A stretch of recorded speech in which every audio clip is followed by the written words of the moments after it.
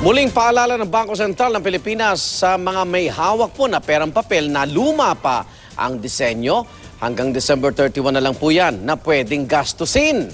Saksi si Tina Panganiban Perez.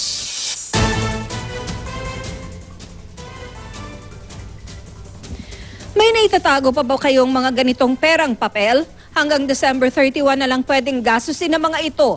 Ide-demonetize na kasi ng Bangko Sentral ang lumang banknote series.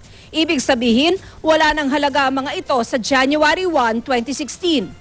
We safeguard the integrity of the Philippine banknotes by withdrawing from circulation the old currency, which we call the NDS, to be replaced or in favor of the new generation currency which has enhanced security features. Kaya hindi na ito pwedeng gamitin. Ayon sa BSP, nasa 432 million pang piraso ng lumang perang papel ang nasa labas, katumbas ng 67 billion pesos.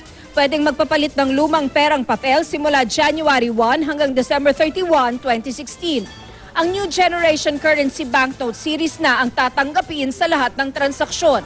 Bagamat pareho ang laki at predominant color ng bagong pera sa lumang banknote series, mas matingkad ang kulay nito. Pareho rin ang mga bayaning makikita sa perang papel. Pero mas pinabata sila.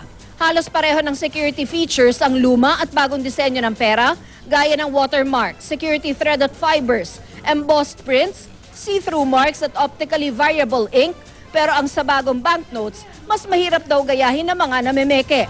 Para sa mga OFW na may naitagong new design series na pera pero hindi makakauwi sa Pilipinas sa susunod na taon, bibigyan sila ng pagkakataong magpapalit ng pera hanggang 2017. Kailangan lang nilang magrehistro sa website ng Bangko Sentral ng Pilipinas.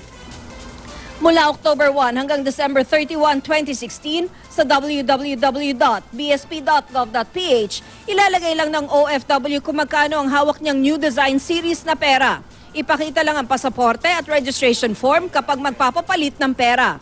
10,000 pesos ang limit. Kung halimbawa nag-register siya ng 5,000 tapos 10,000 pala ang pera niya, yung 5,000 lang ang i-recognize.